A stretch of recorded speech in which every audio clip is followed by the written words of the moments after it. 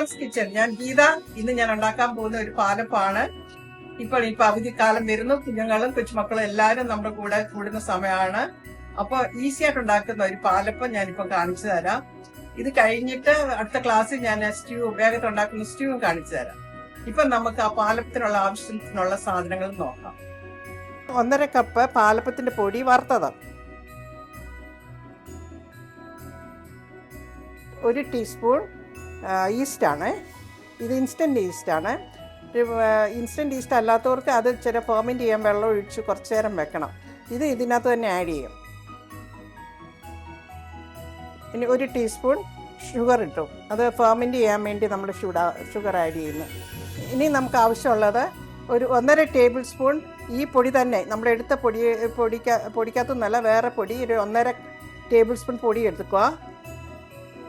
അതിനകത്ത് ഒരു 3/4 കപ്പ് വെള്ളം ഒഴിക്കണം. 3/4 കപ്പ് വെള്ളം ഒഴിച്ച് അതൊന്ന് കലക്കിയിട്ട് നമുക്കത് കുറുക്കാൻ വെക്കണം. കുറുക്കുന്നത് ഞാനിപ്പം കാണിച്ചു തരാം. ആ തരിയെല്ലാം വെള്ളത്തിൽ ഡിസോൾവ് ആയി കഴിയുമ്പോൾ അടുപ്പ് കത്തിച്ച് നമുക്കിത് കുറുക്കണം. കുറുക്കുന്നതിൻ്റെ പാകം ഞാൻ കാണിച്ചു തരാം. ഇനി നമുക്ക് അടുപ്പ് കത്തിച്ചിട്ട് ആ കുറുക്കാനുള്ളത് ഇതിനകത്ത് വെച്ചിട്ട് പെയ്യെ ഇളക്കിക്കൊണ്ടിരിക്കണം. നമുക്ക് ഫ്ലെയിം താത്തിട്ടുണ്ട് പെയ്യെ കുറുക്കിയെടുക്കാം.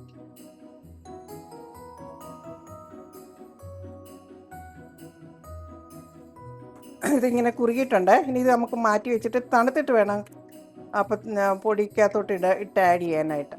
മതി, ഞാനിത് ഓഫ് ചെയ്യുവാണ്. ഇത് തണുക്കട്ടപ്പത്തേക്ക്. അങ്ങനെ നമ്മൾ കുറുക്കിയ മാവാണിത്. തണുത്ത് കഴിയുമ്പോൾ ഇതിങ്ങനെ കട്ടിയായിട്ടിരിക്കും. അത് നമുക്ക് ഇതിനകത്തോട്ട് ഈ പൊടിക്കകത്ത് ഈസ്റ്റും പഞ്ചസാര ഇട്ട് അതിനകത്തോട്ട് നമുക്കിത് ഇടാം.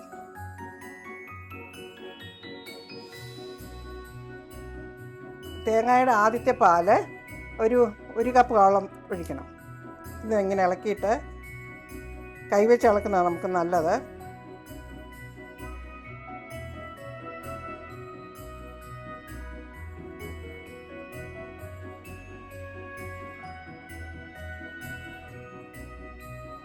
പിന്നെ നമുക്ക് കുറച്ച് രണ്ടാമത്തെ പാല് ആഡ് ചെയ്യണേ. ഇതിപ്പോൾ ഏകദേശം ഞാൻ ഒരു കപ്പോളം പിന്നെ ആഡ് ചെയ്യുന്നുണ്ട്. ഇനിയും നമുക്ക് തേങ്ങാപ്പാൽ വേണം. തേങ്ങാപ്പാൽ അല്ലെങ്കിൽ വെള്ളം ഒഴിച്ച് എടുക്കാം. പക്ഷേ തേങ്ങാപ്പാൽ ഒഴിക്കുമ്പോൾ അപ്പത്തിന് കുറച്ചും കൂടെ ഒരു നല്ല ഫ്ലേവർ വരും. കട്ടയില്ലാതെ ഇളക്കണം.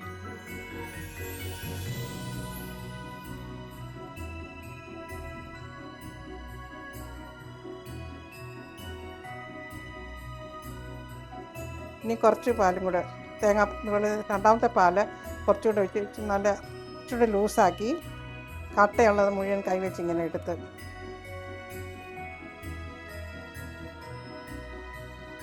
ഇങ്ങനെ നല്ലതായിട്ട് കുഴച്ച് തരിയില്ലാതെ കുഴച്ച് വെച്ചിട്ട് അടച്ചു വെക്കുക. തലേ ദിവസമേ കുഴച്ച് വെക്കുക. നല്ല ഈസ്റ്റ് ആണെങ്കിൽ 4 മണിക്കൂർ കൊണ്ട് പൊങ്ങും. അല്ലാത്തത് രാവിലെ ആകുമ്പോഴത്തേന് പൊങ്ങിയിരിക്കും. ഏതായാലും ഇത് ഫെർമെൻറ്റ് ചെയ്ത് മേളോട്ട് പൊങ്ങുന്നുണ്ട്. ഇച്ചിരി വലിയൊരു പാത്രത്തിൽ വേണം ഇത് കുഴച്ച് വെക്കാനായിട്ട്. ഇനി ഞാനിതിനെ ഫെർമെൻറ്റ് ചെയ്യാൻ വെക്കുവാണ്. ഇനി ഒരു 5-6 മണിക്കൂർ കൊണ്ട് എങ്ങനെയാണെങ്കിലും ഇത് പൊങ്ങി വരും. ഇത് ഞാൻ അടച്ചു വെക്കുക. ഒരു 6 മണിക്കൂർ വെയിറ്റ് ചെയ്യാം. ഞാൻ അപ്പത്തിന് നേരത്തെ കുഴച്ച് വെച്ച് 6 മണിക്കൂർ മുമ്പേ കുഴച്ച് വെച്ച മാവുണ്ട്. അത് ഞാൻ നിങ്ങളെ അപ്പം ചുട്ട് കാണിക്കാം. 6 മണിക്കൂർ മുമ്പേ കുഴച്ച് വെച്ച മാവാണ്. അത് ഞാൻ നിങ്ങളെ കാണിക്കാം. നല്ലതായിട്ട് പൊങ്ങിയിട്ടുണ്ട്.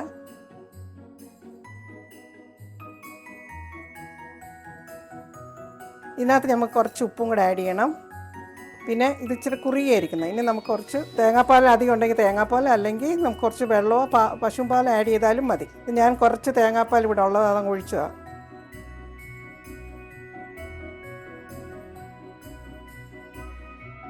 ഇനി കുറച്ചും കൂടെ നമുക്ക് വെള്ളം ഒഴിക്കണം. കോരി ഒഴിച്ച് നോക്കുമ്പോൾ അറിയാം. കുറച്ചുകൂടെ ആവശ്യമുണ്ടെങ്കിൽ നമുക്ക് കുറച്ച് വെള്ളം കൂടെ ആഡ് ചെയ്യണം. പിന്നെ എപ്പോഴും നല്ലത് കുറച്ച് അപ്പം ചൂടുന്നുണ്ടെങ്കിൽ ഇത് വേറൊരു പാത്രത്തിട്ട് കുറച്ച് ഒഴിച്ചിട്ട് ചൂടുന്നതായിരിക്കും നല്ല. അല്ലെങ്കിൽ എപ്പോഴും തവി ഇട്ട് കഴിഞ്ഞാൽ ആ മാവ് ചിലപ്പം പൊങ്ങാതിരിക്കും. അപ്പം നമുക്കിനി ചൂടാൻ തുടങ്ങാം. ഇനി നമുക്ക് അപ്പച്ചട്ടി അടുപ്പേ വെക്കാം. എൻ്റേത് പണ്ട് തൊട്ടേ ഞാൻ 40-47 വർഷമായിട്ട് യൂസ് ചെയ്യുന്ന ഒരു ഇരുമ്പിൻ്റെ അപ്പച്ചട്ടിയാണ്.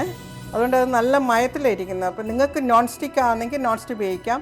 പക്ഷേ എപ്പോഴും നമുക്ക് അപ്പം ചൂടാനൊക്കെ അതിൻ്റെ ലേസൊക്കെ നല്ല ക്രിസ്പിയായിട്ട് വരാനായിട്ടും ഇരുമ്പിൻ്റെ അപ്പച്ചട്ടി ആയിരിക്കും നല്ലത്. ഉള്ളവർ അതെടുക്കുക, ഇല്ലാത്തവർ നോൺ സ്റ്റിക്ക് എടുക്കുക. ഇനി അപ്പച്ചട്ടി ഞാൻ ഫ്ലെയിം ഓൺ ചെയ്തു, അപ്പച്ചട്ടി അടുപ്പേ വെച്ച് ചൂടാകണം. അപ്പോൾ ഞാനൊരു ടിഷ്യൂ പേപ്പർ ഉപയോഗിക്കും. നിങ്ങൾക്ക് തുണിയോ അല്ലെങ്കിൽ ബ്രഷ് ഉണ്ടല്ലോ, ഞാൻ എപ്പോഴും ടിഷ്യൂ ആകുമ്പോൾ നമുക്ക് ഫ്രഷായിട്ട് യൂസ് ചെയ്യാമല്ലോ, അതിൻ്റെ ടിഷ്യൂ എടുക്കുന്നത്.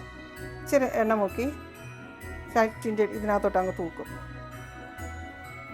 കോക്കനട്ട് ഓയിൽ യൂസ് ചെയ്താലുള്ള കുഴപ്പം എന്നാന്ന് വെച്ചാൽ അത് പിടിക്കാൻ ചാൻസ് ഉണ്ട്, അപ്പച്ചട്ടി പിടിക്കാൻ.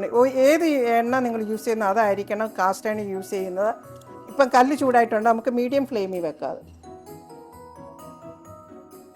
ഞാൻ ഈ ലൂസിൽ ഞാനൊന്ന് ചുറ്റും നോക്കട്ടെ, ചുറ്റിക്കുമ്പോൾ എങ്ങനെ ഇരിക്കുമെന്ന് നോക്കട്ടെ.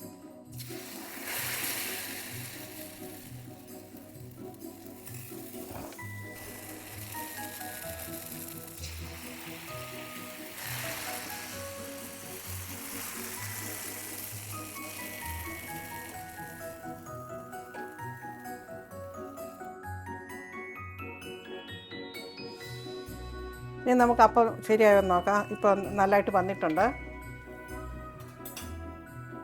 ഇനി പെയ്യെ നമുക്ക് എടുക്കാം.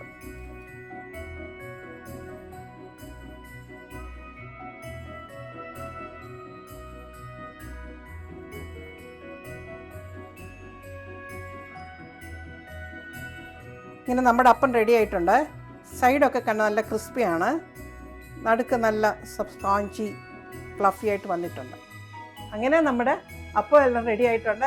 1.5 കപ്പ് വെച്ച് അരിപ്പൊടി വെച്ച് എനിക്ക് 13 അപ്പം കിട്ടിയിട്ടുണ്ട്. ആ അളവ് വെച്ചിട്ട് നിങ്ങൾ എത്ര പേർക്ക് വേണമെന്നും എത്ര അളവ് വേണമെന്നും നിങ്ങൾ തീരുമാനിച്ചാൽ മതി. പിന്നെ ഒരു ടിപ്പ്, 2-3 ടിപ്സ് ഉള്ള. ഒന്നിൽ ഇത് നല്ല ഫൈൻ പൊടി, വറുത്ത പൊടി ഉപയോഗിക്കണം. രണ്ടാമത്തെ നല്ല ഈസ്റ്റ് ഉപയോഗിക്കാൻ നിങ്ങൾ പ്രത്യേകം ശ്രമിക്കുക. നിങ്ങൾക്ക് ഈസ്റ്റിനെ കുറിച്ച് സംശയം ഉണ്ടെങ്കിൽ ഒരു 1/2 ടീസ്പൂൺ ഈസ്റ്റ്, ചെറിയ ചൂടുവെള്ളം, പൊള്ളുന്ന ചൂടുവെള്ളമല്ല, ലൂക്കോം, അതിനകത്ത് കലക്കി ശകലം പഞ്ചസാരം കൂടി ഇട്ട് ഒരു 10-15 മിനിറ്റ് വെക്കുമ്പോൾ അത് നല്ലതായിട്ട് ഫ്രോത്തി ആയിട്ട് വന്നിട്ടുണ്ടെങ്കിൽ അത് നല്ല ഈസ്റ്റ്. അല്ലെ അത് അങ്ങനെ തന്നെ ഇരിക്കുകയാണെങ്കിൽ അത് ശരിക്കും അത് യൂസ് ചെയ്യല്ല. നിങ്ങൾ പുതിയ ഈസ്റ്റ് വാങ്ങിച്ചിട്ട് ചെയ്യണം. തേങ്ങാപ്പാൽ ഉപയോഗിക്കുമ്പം തേങ്ങാപ്പാൽ നല്ല തേങ്ങയുടെ പാലും കട്ടിപ്പാലും ഒക്കെ ഉപയോഗിക്കാൻ പ്രത്യേകം ശ്രദ്ധിക്കണം. വലിയ ചൂടിലിട്ട് അപ്പം ചൂടല്ലേ, ഇപ്പോഴും മീഡിയം ഹീറ്റിലിട്ട് ചൂടാവും. ഇത്രയൊക്കെ നിങ്ങൾ ശ്രദ്ധിച്ചാൽ മതി. പിന്നെ എന്തെങ്കിലും സംശയം ഉണ്ടെങ്കിൽ നിങ്ങൾ കമൻറ്റ് ബോക്സിൽ എന്നോട് ചോദിച്ചാൽ മതി, ഞാൻ ഉത്തരം പറയാം. ഓക്കെ, അങ്ങനെ നമ്മുടെ അപ്പം എല്ലാം റെഡി ആയിട്ടുണ്ട്. ഇനിയിപ്പോൾ നിങ്ങളെല്ലാവരും ഇത് ഉണ്ടാക്കി നോക്കണം. വേഗത്തിൽ നമുക്ക് ഉണ്ടാക്കാവുന്നതാണ്. ഇനി നിങ്ങളെ എല്ലാവരെയും കാണുന്ന ദൈവം നിങ്ങളെ എല്ലാവരെയും അനുഗ്രഹിക്കട്ടെ. God bless you.